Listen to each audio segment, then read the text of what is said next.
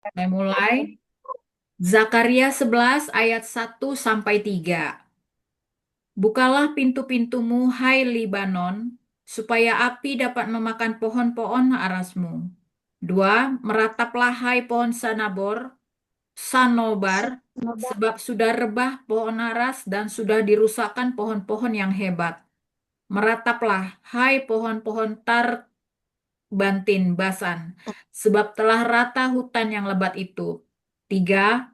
Dengar, para gembala meratap, sebab kemegahan mereka sudah dirusakkan. Dengar singa-singa mengaum, sebab sudah dirusakkan kebanggaan sungai Yordan. Amin. Ayat 4, dua macam gembala.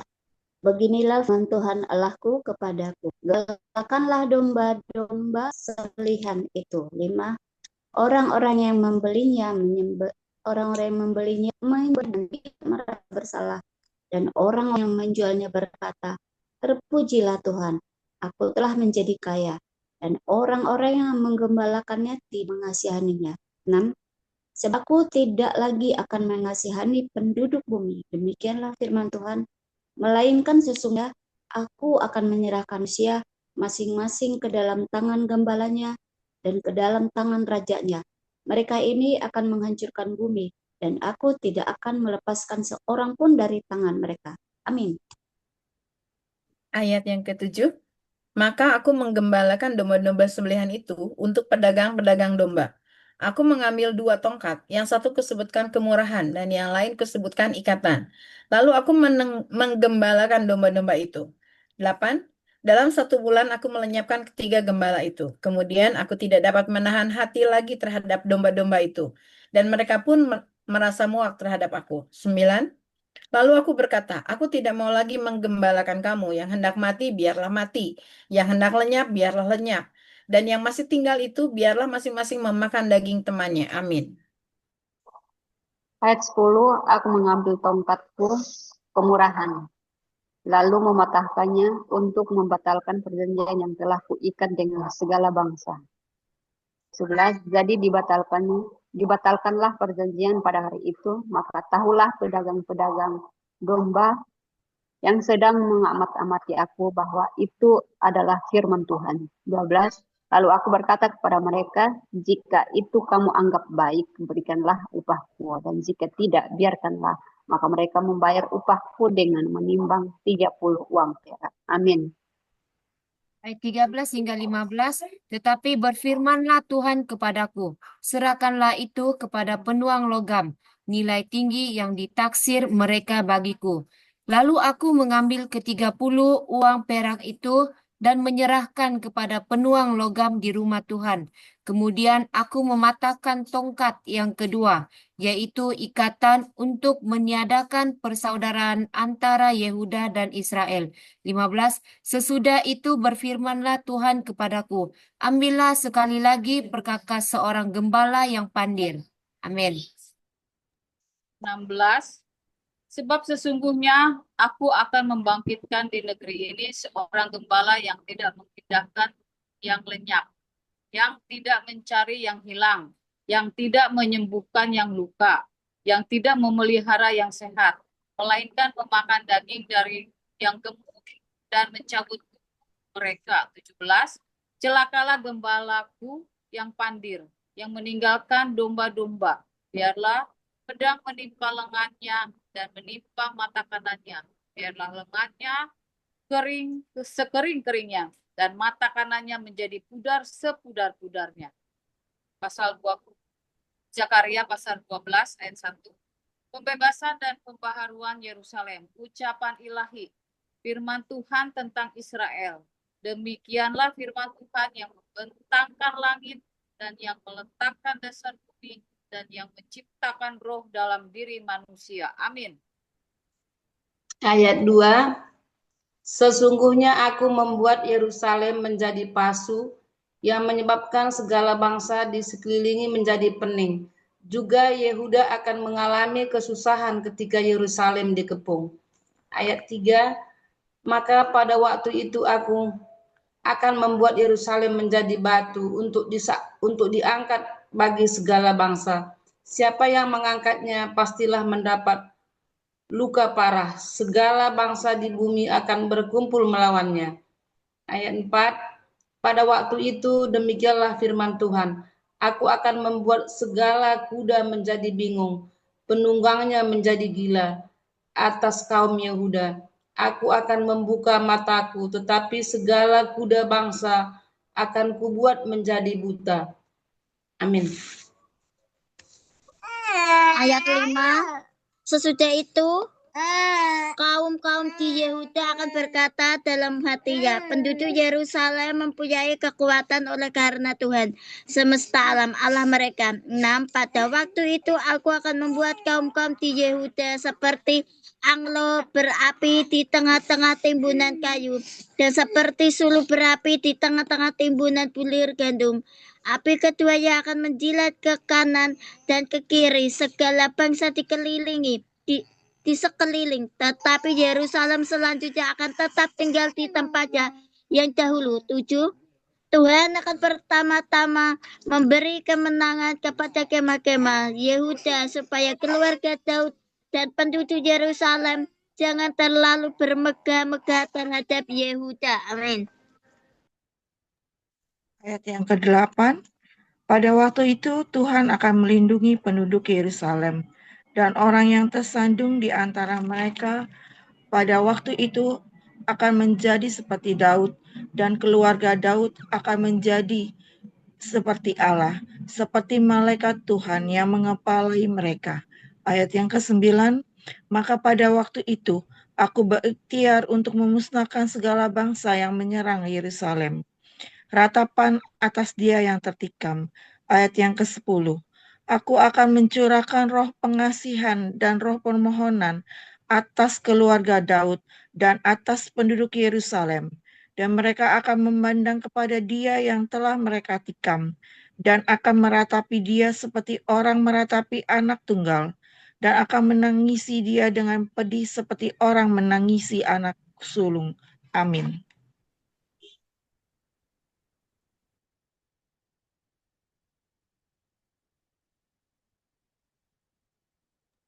Bu Lampita. Oke. Zakaria Zakaria 12 ayat 11 sampai dengan 13. Demikian firman Tuhan. Pada waktu itu ratapan di Yerusalem akan sama besarnya dengan ratapan atas Hadad Rimon di lembah Megido. Ayat 12. Negeri itu akan meratap, setiap kaum keluarga tersendiri. Kaum keluarga keturunan Daud tersendiri dari istri mereka tersendiri. Kaum keluarga keturunan Nathan tersendiri dan istri mereka tersendiri. Ayat 13. Kaum keluarga keturunan Lewi tersendiri dan istri mereka tersendiri. Kaum keluarga Simei tersendiri dan istri mereka tersendiri. Amin. Ayat yang ke-14, juga segala kaum keluarga yang masih tinggal, setiap kaum keluarga tersendiri dan istri mereka tersendiri. Zakaria 13 ayat 1. Penyingkiran berhala dan nabi palsu. Pada waktu itu akan terbuka suatu sumber bagi keluarga Daud dan bagi penduduk Yerusalem untuk membasuh dosa dan kecemaran. Ayat 2. Maka pada waktu itu demikianlah firman Tuhan semesta alam. Aku akan melenyapkan nama-nama berhala dari negeri itu, sehingga orang tidak menyebutnya lagi. Juga para nabi dan roh najis akan kusingkirkan dari negeri itu. Demikian firman Tuhan. Gabriel.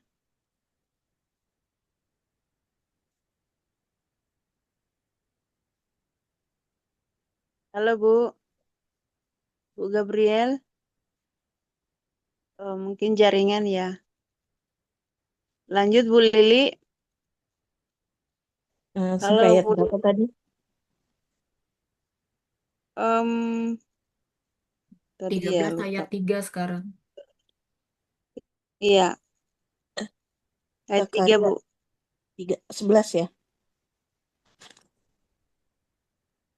Pasal 13 ayat 3. 13 ayat 3. 3, dan apabila seorang masih tampil sebagai nabi, maka ayahnya dan ibunya yang telah memperanakan dia akan berkata kepadanya, "Janganlah engkau hidup lagi, sebab yang kau katakan demi nama Tuhan itu adalah dusta." Lalu ayahnya dan ibunya yang telah memperanakan dia akan menikam dia pada waktu ia bernubuat. 4. Pada waktu itu para nabi masing-masing akan mendapat malu oleh karena penglihatannya sebagai nabi, dan tidak ada lagi mereka yang mengenakan jubah berbulu untuk berbohong. Ayat 5, tetapi masing-masing akan berkata, "Aku ini bukan seorang nabi, melainkan seorang pengusaha tanah, sebab tanah adalah harta kepunyaanku sejak kecil." Amin. Ayat 6. Dan apabila ada orang bertanya kepadanya, "Bekas luka apakah yang ada pada badanmu ini?" Lalu ia akan menjawab, "Itulah luka yang kudapat dari rumah sahabat-sahabatku. Pedang menimpa umat baru." Ayat 7, "Hai pedang, bangkitlah terhadap gembalaku, terhadap orang yang paling karib kepadaku. Demikianlah firman Tuhan semesta alam. Bunuhlah gembala, sehingga domba-domba bercerai-berai. Aku akan mengenakan tanganku terhadap yang lemah.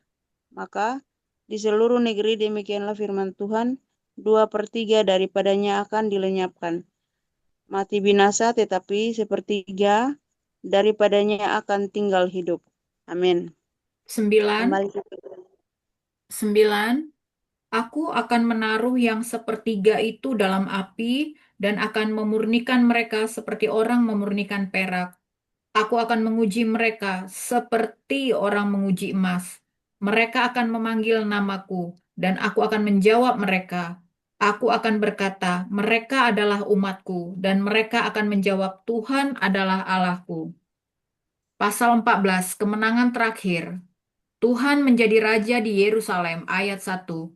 Sesungguhnya akan datang hari yang ditetapkan Tuhan, maka jarahan yang dirampas daripadamu akan dibagi-bagi di tengah-tengahmu. 2. Aku akan mengumpulkan segala bangsa untuk memerangi Yerusalem. Kota itu akan direbut, rumah-rumah akan dirampoki, dan perempuan-perempuan akan ditiduri. Setengah dari penduduk kota itu harus pergi ke dalam pembuangan, tetapi selebihnya dari bangsa itu tidak akan dilenyapkan dari kota itu. Amin. Ayat 3. Kemudian Tuhan akan maju berperang lawan bangsa-bangsa itu seperti ia berperang pada hari pertempuran. 4. Pada waktu itu kakinya akan berjejak di Bukit Zaitun yang terletak di depan Yerusalem di sebelah timur. Bukit Zaitun itu akan terbelah dua dari timur ke barat, sehingga terjadi suatu lembah yang sangat besar. Setelah dari bukit itu akan bergeser ke utara dan setengah lagi ke selatan. Ayat 5. Maka tertutuplah lembah gunung-gunungku, sebab lembah gunung itu akan menyentuh sisinya, dan kamu akan melarikan diri seperti kau pernah melarikan diri oleh karena gempa bumi pada zaman Uzia Raja Yehuda. Lalu Tuhan aku akan datang, dan semua orang kudus bersama-sama dia. Amin. Ayat 6.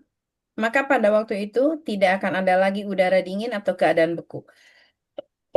Tetapi akan ada satu hari itu diketahui oleh Tuhan, dengan tidak ada pergantian siang dan malam pun menjadi siang. 8. Pada waktu itu akan mengalir air kehidupan dari Yerusalem, setengahnya mengalir ke Laut Timur, dan setengah lagi mengalir ke Laut Barat. Hal itu akan terus berlangsung dalam musim panas dan dalam musim dingin. Amin.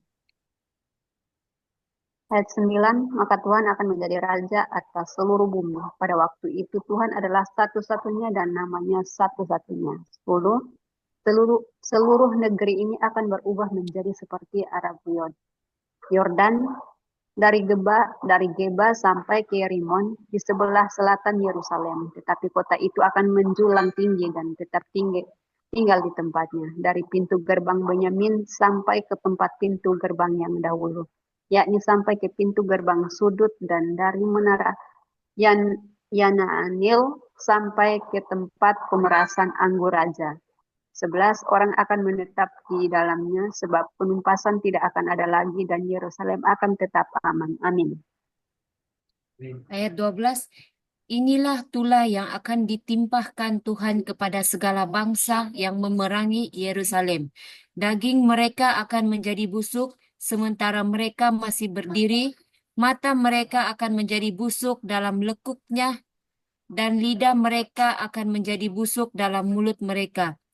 Maka pada waktu itu akan terjadi kegemparan besar daripada Tuhan di antara mereka, sehingga masing-masing memegang tangan temannya dan mengangkat tangannya melawan tangan temannya. 14. Juga Yehuda akan berperang melawan Yerusalem itu, dan kumpulkanlah harta benda segala bangsa di sekeliling, yaitu emas, perak, dan pakaian dalam jumlah yang sangat besar. Amin. 15. Itulah seperti itu juga akan menimpa kuda, bagal, unta, keledai, dan segala hewan yang ada dalam perkemahan-perkemahan itu. 16. Maka semua orang yang tinggal dalam segala bangsa yang telah menyerang Yerusalem akan datang tahun demi tahun untuk sujud menyembah pada Raja, Tuhan semesta alam, dan untuk merayakan Hari Raya Pondok Daun. 17. Tetapi bila mereka dari kaum-kaum di bumi tidak datang ke Yerusalem untuk sujud menyembah kepada Raja, Tuhan semesta alam, maka kepada mereka tidak akan turun hujan. Amin. Ayat 18. Dan jika kaum Mesir tidak datang dan tidak masuk menghadap, maka kepada mereka akan turun tulah yang ditimpakan Tuhan kepada bangsa-bangsa yang tidak datang untuk merayakan Hari Raya Pondok Daun. 18. Itulah hukuman dosa Mesir dan hukuman dosa segala bangsa yang tidak datang untuk merayakan Hari Raya Pondok Daun. 20. Pada waktu itu akan tertulis pada kerencingan-kerencingan kuda, kudus bagi Tuhan, dan kuali-kuali di rumah Tuhan akan seperti bokor-bokor penyiraman di depan mezbah. 20. Maka segala kuali di Yerusalem dan di Yehuda akan menjadi kudus bagi Tuhan semesta alam. Semua orang yang mempersembahkan korban akan datang mengambilnya dan memasak di dalamnya, dan tidak akan ada lagi pedagang di rumah Tuhan semesta alam pada waktu itu. Amin. Amin. Terima kasih Ibu-Ibu. Mari kita renungkan. Silahkan Bu Juli.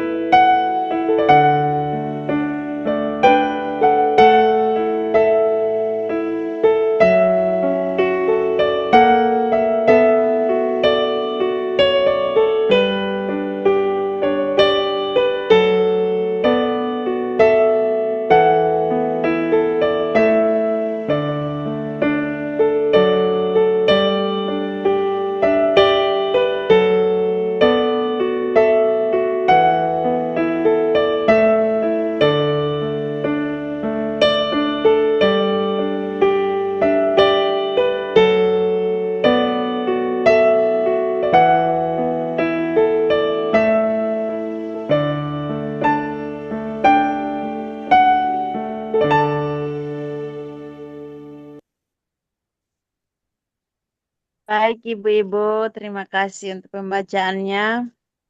Sekarang kita masuk dalam renungan, membagi rema atau kesaksian. Atau memang Ibu-Ibu ada yang sudah mendapatkan, silahkan untuk membagikan kepada kita.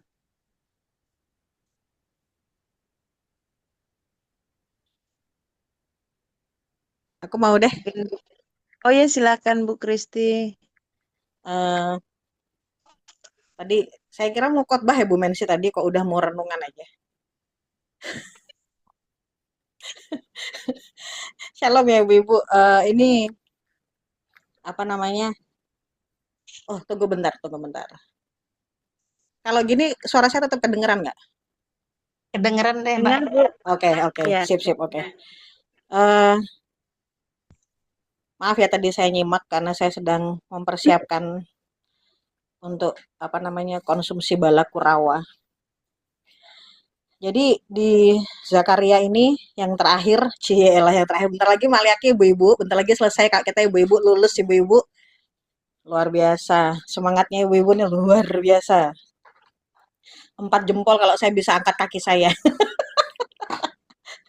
Dan yang saya mau bagiin di sini adalah di Zakaria Zakaria 14 ayatnya yang ke-8.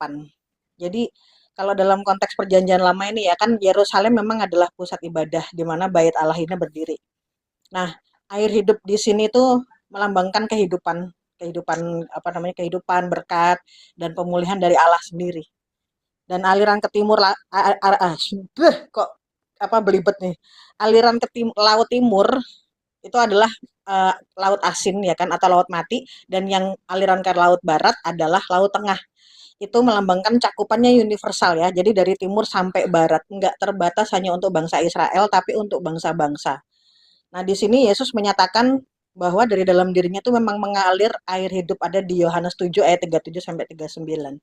Jadi ini menunjukkan kepada karya Roh Kudus yang dicurahkan setelah karya penebusan. Nah, kemudian yang saya dapatkan itu adalah kalau hidup kita ini memang seperti padang gersang ya. Jadi naik turunnya tuh kita kayak nggak kebayang kayak gimana ya kan. Kadang kita jatuh bangun, hancur lebur, remuk redam, babak belur. Nah, jadi sumber air itu Tuhan sendiri itu adalah memang yang sumber air yang nggak pernah kering. Jadi nggak cuma di musim hujan, tapi di musim kering juga ada. Dan tetap akan tersedia itu sumber airnya itu. Dan bukan hanya di saat keadaan baik, tetapi di keadaan yang nggak baik pun itu tetap mengalir terus. Mau musim panas, musim hujan, musim dingin yang kalau di luar negeri itu akan mengalir terus.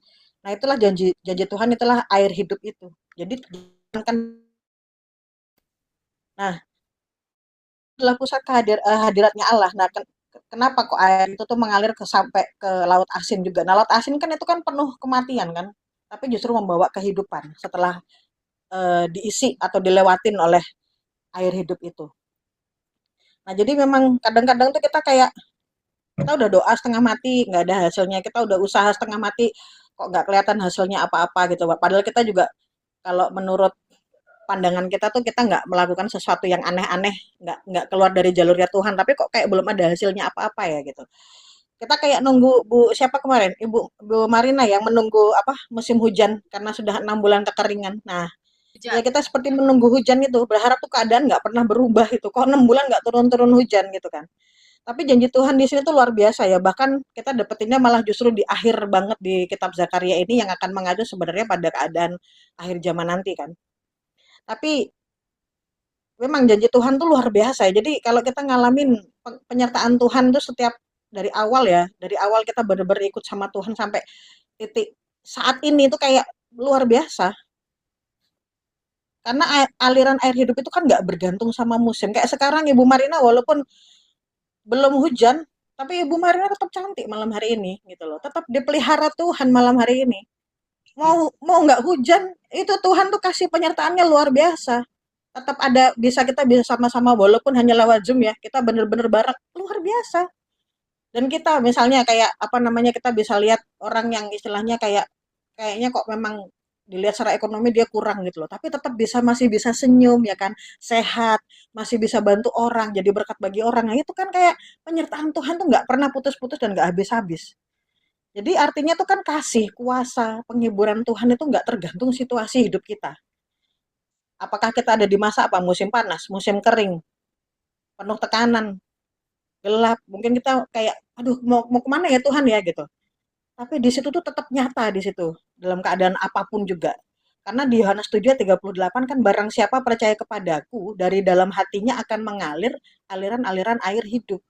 Jadi itu berarti kalau kita tinggal di dalam Kristus, ya Roh Kudus itu akan mengalirkan kehidupan, kekuatan, pengharapan, dan nggak pernah berhenti-berhenti. Jadi jangan tunggu musim hujan datang. Kan Bu Marna doa nih, Tuhan minta hujan ini udah kemarau 6 bulan ya kan. Jangan tunggu hujan datang baru percaya. Jangan tunggu kita sakitnya sembuh baru percaya. Jangan tunggu kita dapat duit baru percaya. Mulai saat ini tuh apapun keadaan kita taruh kepercayaan kita sama Tuhan. Mau endingnya kayak apa? Tapi kalau kita endingnya tuh tetap di dalam Tuhan itu luar biasa. Itu aja Bu Mensi dari saya. Saya akan kembali pada konsumsi balakurawa.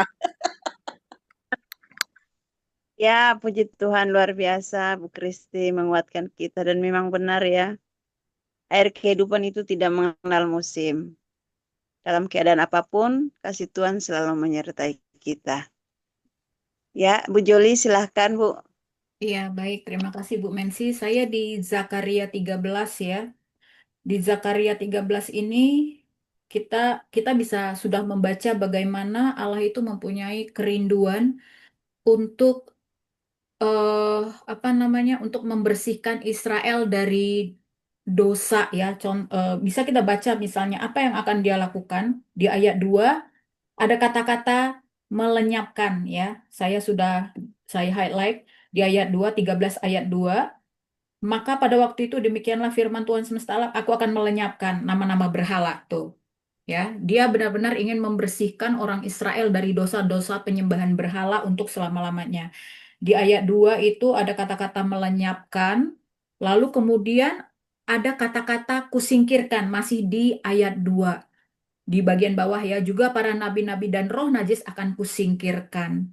Lalu di ayat 3, nah ini nih, anak ya yang apabila seorang masih tampil sebagai nabi, maka ayah ibunya nih yang memperanakkan dia di bawahnya ada kata-kata saya nggak baca semua, akan menikam dia pada waktu ia bernubuat.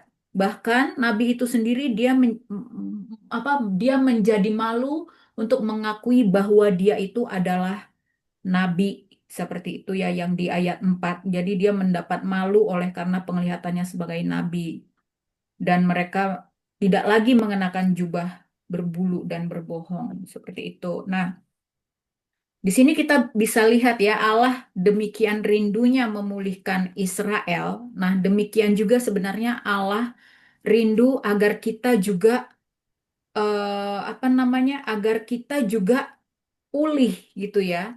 Agar kita juga pulih atas dosa-dosa kita gitu. Nah, Allah itu kan menginginkan totalitas ya, menginginkan totalitas serta penyembahan yang benar kepada Dia. Tetapi sayangnya nih ya, sayangnya kita masih seringkali menduakan dan mendukakan Allah itu sendiri. Nah, itu kalau misalnya contoh nih ya, ini soal prioritas ya. Nggak usah jauh-jauh deh. Ini soal HP pagi. Kalau saya refleksi, saya tuh kadang-kadang sering begini, ayo Joli kamu bisa gitu ya. Jadi saya kadang-kadang menantang diri saya.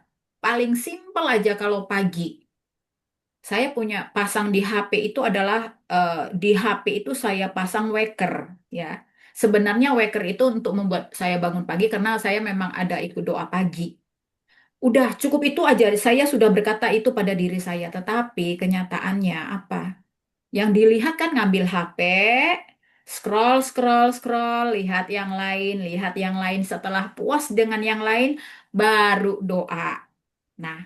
Nah, itu hal simpel sebenarnya, tapi saya menyadari gitu kan, ternyata aku belum mampu juga ya untuk hal yang sepele ini aja mengalahkan kedaginganku gitu kan. Ini kan berhala, Tuhan itu nggak mau gitu kan ya. Kamu tuh harus mendahului aku kan seperti itu. Untuk hal seperti itu aja kita masih benar-benar betul-betul harus berperang dengan diri kita sendiri supaya kita benar-benar bisa nggak sih aku untuk benar-benar memprioritaskan Tuhan kan gitu ya. Jadi kita aja saya aja kayak gitu ya itu masih perlu benar-benar harus melatih diri. Itu hal simpel gitu ya.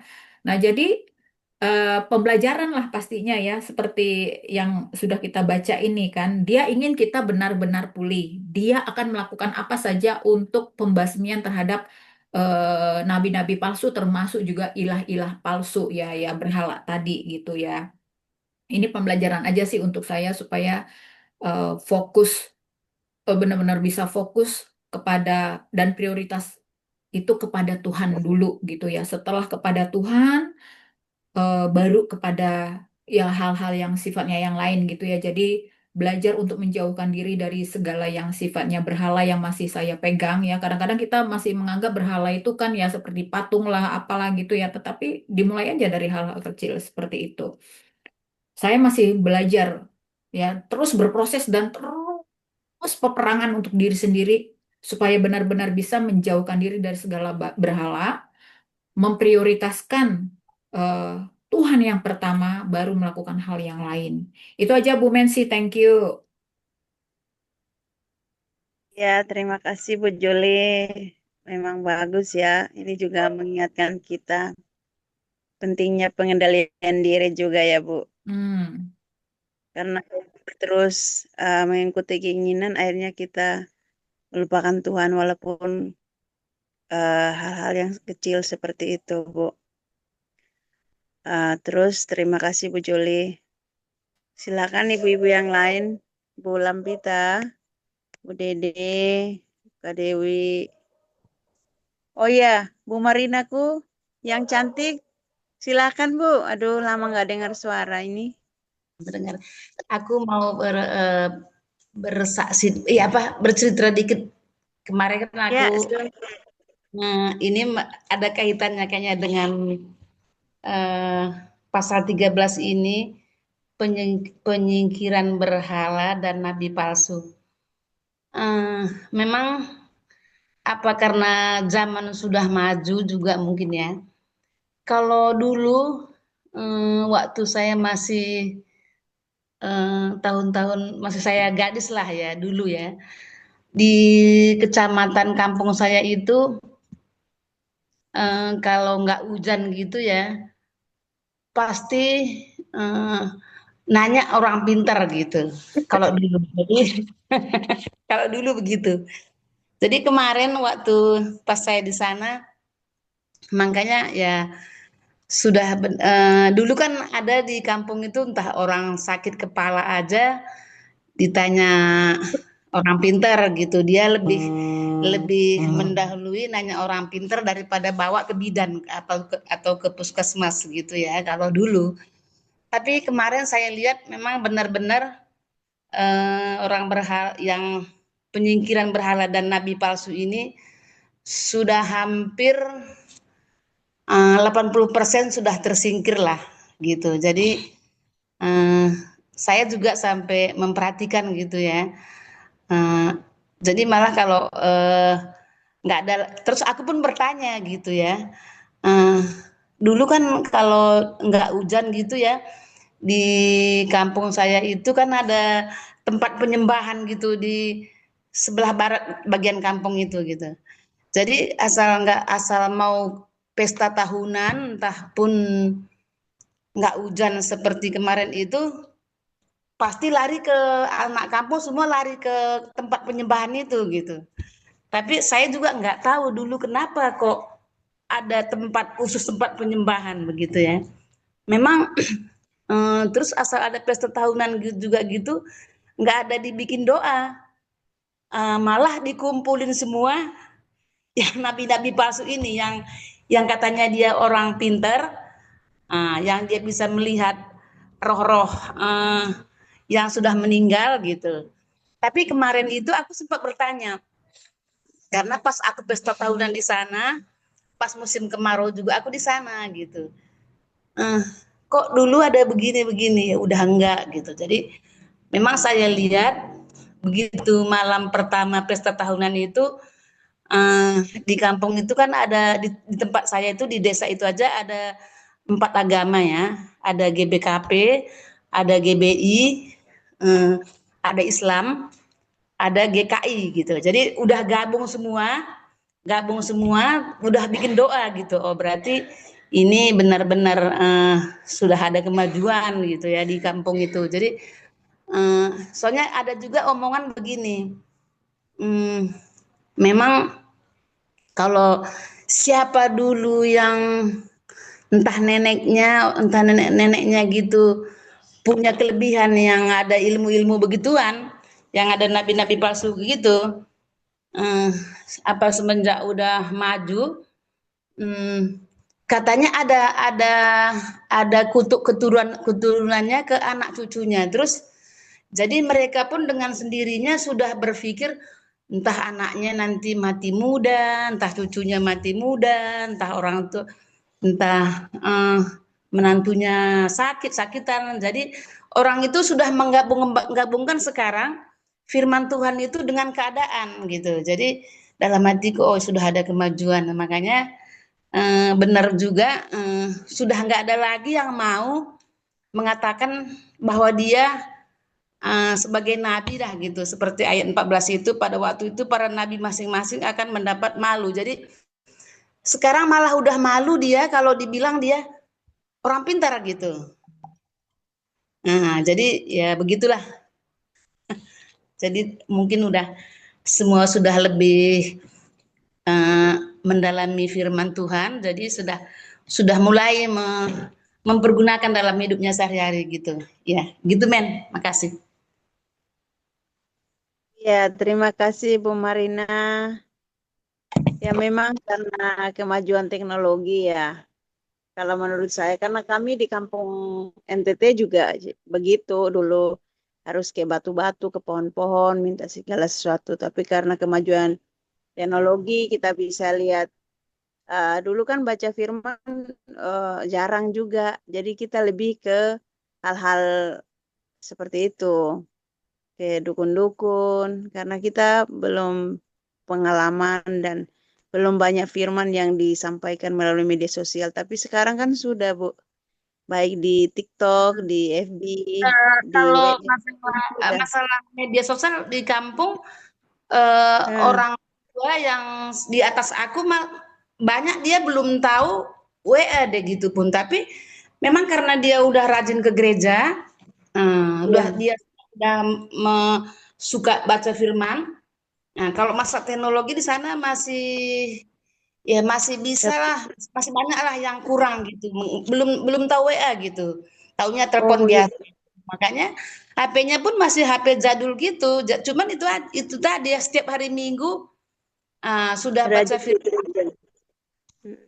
Jadi udah baca firman dia, sudah ya setiap hari ada acara baca kitab suci.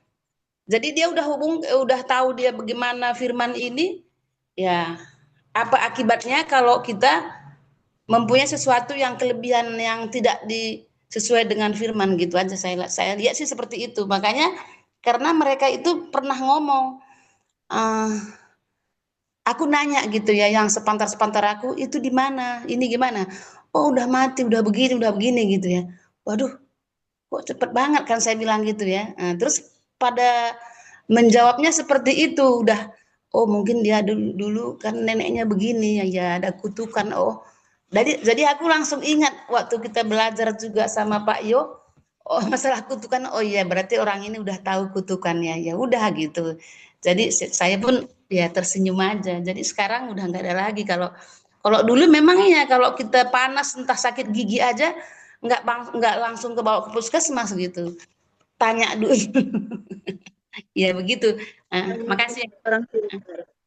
Ya, betul ya. Dulu kan memang awalnya mengandalkan orang pintar kan, hanya mereka saja yang pintar. Kita kan belum pintar karena belum benar-benar membaca firman. Tapi sekarang kita semua sudah pintar ya.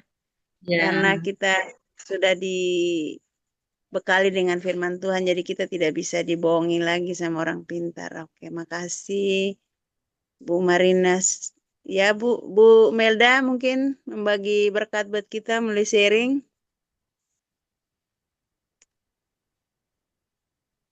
Bu Melda, Bu Gabriel, Bu Eti,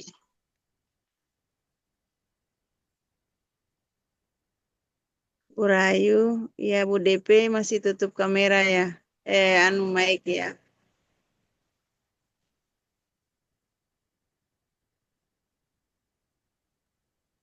Tuh Bu Lampita juga. Bu Dede sama Oh Bu iya, Lampita. Sok Bu iya. Lampita dulu aja. Oh Nggak begitu. salah gitu. Ya, oke. Oh iya. Bu, saya coba lihat ya, Bu ya. Dan tadi saya coba-coba lihat Zakaria 11 ayat 17 ini, Bu. Di ininya perikopnya kan dibilang dua macam apa ini, Pak? Perikop itu kan eh, dua macam gembala. Saya dari tadi mikir apa maksudnya ya ini dua macam gembala ya. Tapi setelah saya baca, saya mencoba mengerti. Celakalah gembalaku yang pandir yang meninggalkan domba-domba. Biarlah pedang menimpa lengannya dan menimpa mata kanannya. Biarlah lengannya kering sekering-keringnya dan mata kanannya menjadi pudar sepudar-pudarnya. Kalau saya kalau saya lihat dari ayat ini ya Bu ya, di sini kelihatannya gembala itu kan pemimpin ya Bu ya, pemimpin ya. Kalau Ya. buat kita kayak kita sekarang Ibu Joli kali ya gitu ya, pemimpinnya. Cuman untungnya Ibu Joli bukan pemimpin yang apa nih katanya pandir ya Bu ya. Kalau Gembala. Ibu Jadi Joli kan jadi yang sangat bijak. orang Batak Sintua deh dah. Oh, kalau Ibu Juli ya. Tetapi di sini katakan celaka. Jadi celaka jadi kayak hukuman ya Bu ya. Gembalaku yang pandai. Jadi gembala sebagai pemimpin tetap ini kelihatannya di sini gembala ini atau pemimpin ini adalah pemimpin yang egois. Egois yang tidak apa ya, yang meninggalkan domba-dombanya. Padahal kan seorang pemimpin seharusnya adalah membimbing, mengarahkan apanya domba-dombanya ke arah yang benar. Kalau misalnya yang salah diluruskan atau di apa dituntun ya. Tapi kalau di sini kelihatannya gembalanya itu sangat egois ya, sangat apa tidak peduli gitu kelihatannya dan tidak mengarahkan, tidak seperti Tuhan Yesus Tuhan Yesus kita adalah gembala yang baik yang setia. Dan di sini kelihatannya biarlah pedang menimpa lengan. Lengan itu kan lambangnya kekuatan.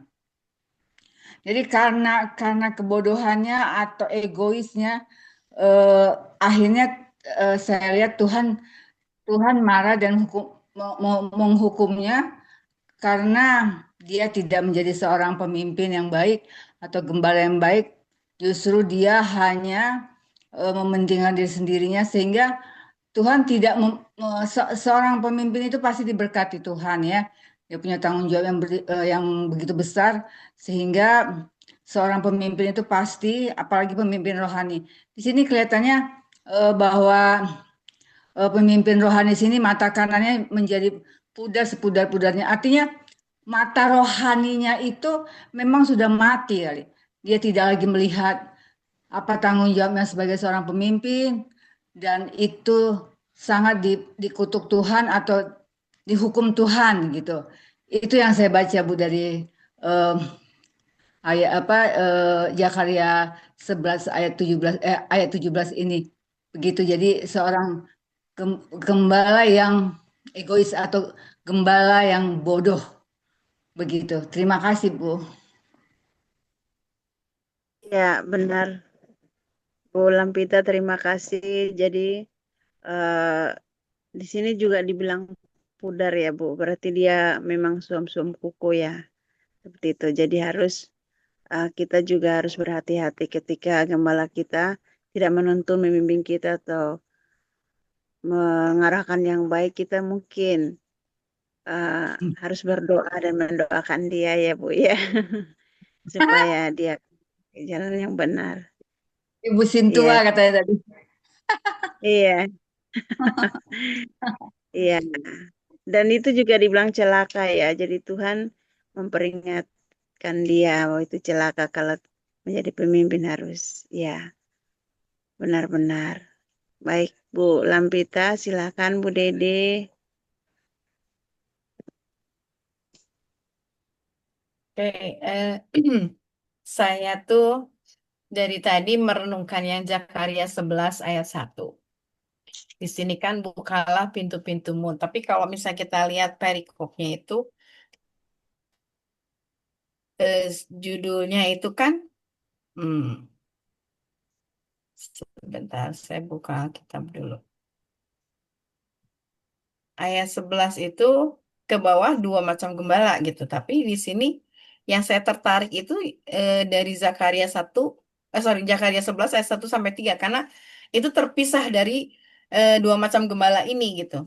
Ternyata kalau saya renung-renungkan mana ada orang yang membuka pintu eh, tidak atas kesadaran. Kalau membuka pintu pasti kan atas kesadaran gitu kan. Jadi misalnya nih saya mau mau keluar, otomatis kan saya harus buka pintu. Itu saya dengan kesadaran saya sepenuhnya saya buka pintu. Tapi di sini ada kata-kata Hai Libanon. Dari tadi saya nyari Libanon itu artinya ternyata kemakmuran ya atau kekayaan. Jadi di sini bukalah pintu-pintumu hai Libanon, tapi ada yang nggak make sense-nya gitu, supaya api dapat memakan pohon-pohon arasmu. Pohon-pohon arasmu itu kan sebenarnya digunakan untuk penghakiman gitu ya, pohon-pohon aras. Jadi saya bilang ini kenapa gitu ada kata-kata ini dalam satu ayat gitu kan. Sebenarnya memang sih yang menciptakan atau yang menentukan ayatnya itu Lembaga Alkitab Indonesia. Kalau misalnya di yang aslinya itu kan nggak berayat-ayat begini, cuma agak nggak nyambung juga gitu. Saya bilang ini Tuhan maksudnya apa gitu. Terus terang kalau saya baca Zakaria ini kan sebenarnya rencana penghukuman Allah karena mereka nggak percaya sama Sang Mesias gitu kan. Jadi sorry, ketika saya melihat begini, kadang-kadang karena manusia dikasih free will, itu untuk melakukan sesuatu hal yang tidak benar itu mereka sadar gitu. Mereka sadar untuk melakukan sesuatu hal yang tidak benar. Bahkan mereka sadar untuk melakukan hal yang kalau yang tadi Bu Joli bilang ada ilah lain, mendewakan segala sesuatu. Dan ketika orang mulai eh, apa sih namanya?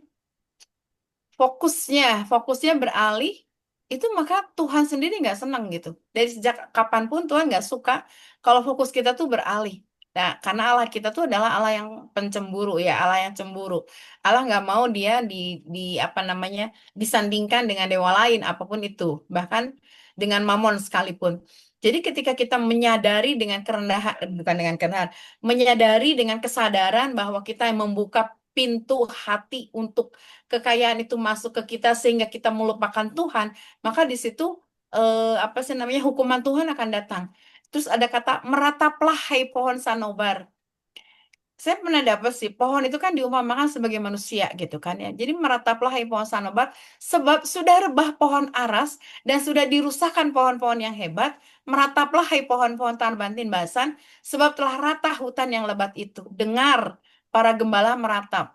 Sebab kemegahan mereka sudah dirusakkan. Dengar suara-suara mengaum. Sebab sudah dirusakkan kebanggaan Sungai Yordan. Jadi intinya ketika kita beralih fokus gitu. Ketika kita beralih fokus, kemudian ketika kita mendewakan Mamon di atas segala sesuatunya, maka kebanggaan kita itu justru akan menghancurkan kita sendiri gitu. Ini saya nge-freeze ya. Nge-freeze ya Bu Joli ya? Saya lihatnya normal. Oh normal, Nggak tahu yang oke. lain ya. Soalnya saya ngeliat di sini semua orang-orangnya pada diem. Oke, jadi intinya ya saya sih ya kita semua ya, terutama saya juga dapat teguran kemana fokus kita gitu. Apa yang jadi fokus kita? Apakah yang jadi fokus kita tetap Tuhan atau apakah fokus kita sudah beralih karena kita memang membutuhkan uang? Tadi saya sempat dengan pembicaraan suami saya sama teman saya. Manusia Manusia manusia memang tidak hidup dari uang, tapi segala sesuatu butuh uang gitu. Nah, ketika kita memang menomorsatukan mamon, maka Tuhan akan melakukan segala sesuatu yang disebut dengan penghukumannya gitu kan. Nah, bahkan kalau misalnya kita lihat di ayat-ayat selanjutnya itu ngeri banget gitu ya. Jadi di sini eh, dikatakan gembalakanlah domba-domba sembelihan itu. Luar biasa. Jadi kembali apa yang jadi fokus kita. Ketika kita fokusin sama Tuhan, Tuhan akan menyatakan segala sesuatunya. Tapi ketika fokusnya kita kepada yang lain, dengan sadar kita lakukan, maka di situ dikatakan Tuhan akan memakan habis pohon-pohon arasmu. Itu aja sih Bu Messi. Terima kasih Bu Dede sudah lengkap untuk mengingatkan kita bahwa memang benar kita harus fokus pada Tuhan. Kita harus benar-benar, karena itu juga ada diingatkan ya bahwa Tuhan akan segala sesuatu kita. Terima kasih Bu Dede. Silakan Bu Rahayu. Kak Dewi. Bu Lili. Kak Lia. Silakan mungkin membagi rema atau kesaksian. Boleh juga. Telat Kak tadi. Iya Kak, baiklah. Kak Ida mungkin kesaksian. Ya baiklah Ibu-Ibu, kalau memang sudah tidak ada lagi Ibu-Ibu yang kesaksian, malam ini juga kita bersyukur ya bahwa banyak di pasal 11 sampai 14 ini mengingatkan kita untuk tetap berhati-hati dan fokus kembali kepada Tuhan dan mengutamakan Tuhan dalam hidup kita. Karena di situ kita akan mengalami berkat, bahkan kedamaian. Kalau kita berpaling, kita tahu sendiri akibatnya seperti itu. Iya. Terima kasih Ibu-Ibu, sungguh luar biasa malam ini. Dan kita mungkin karena sudah 1 jam ya, kita tutup aja di doanya. Saya minta Bu Herlina untuk doa tutup ya Bu. Ada masih Bu Herlina? Oh ada. Adik Ya Bu. kita ini masih Oh, ABG. oh masih apa aja? Berarti Nona Belum dong. Iya ibu-ibu, Nona. Nona. Oh Nanti. Nona. Iya, Baik. silakan Nona. Baik, Bu. Mari kita bersatu dalam doa. Bapa yang baik, Bapa yang bertahta dalam kerajaan sorga, Tuhan Yesus dan Roh Kudus, kami sangat bersyukur ya Tuhan untuk kesempatan dan juga penyertaan-Mu selama kegiatan pembacaan Alkitab malam ini. Begitu indah ya Tuhan, rema-rema yang Kau sampaikan melalui ibu-ibu dalam grup. Terima kasih atas penyertaan Roh Kudus-Mu dan juga keberanian dan dorongan dari ibu-ibu yang berbaik hati membagikan rema agar dapat kami dengarkan semua dan juga kiranya Bapak berkati kami semua satu persatu supaya rema-rema yang telah dibagikan juga menjadi penguat bagi kami ya Bapak, menjadi berkat untuk orang-orang sekitar kami. Kiranya ya Tuhan rema-rema ini dapat kami hidupi dan dapat kami eh, jadikan sebagai pegangan kami dalam menjalankan kehidupan kami sehari-hari. Ya Bapak, kami juga bersyukur untuk segala berkat, penyertaan, dan juga segala rezeki yang Kau berikan ya Tuhan. Dimanapun kami berada, ibu-ibu dalam komunitas ini, Engkau berikan sukacita dan juga semangat ya Bapak, tetap dalam membaca Alkitab dan mengerti dan supaya kami semakin dekat denganmu, memahamimu, supaya kami memiliki hubungan yang baik denganmu ya Tuhan. Bapak, kiranya Engkau juga memberkati kegiatan-kegiatan kami berikutnya setelah kegiatan pembacaan ini. Engkaulah yang memberkati dan juga menyertai kami dalam melanjutkan aktivitas kami. Kami juga adalah manusia yang tidak pernah luput dari dosa, kesalahan, baik dalam selama kegiatan pembacaan Alkitab. Mungkin kami terdistraksi kegiatan yang lainnya Tuhan, atau pikiran kami tidak fokus selama pembacaan Alkitab. Kiranya Tuhan mengampuni dosa dan kesalahan kami, supaya kami layak menerima berkat, dan layak dipanggil menjadi anak-anak-Mu. Inilah doa yang kami panjatkan dalam nama anak-Mu Tuhan Yesus Kristus, Bapa kami yang hidup. Amin.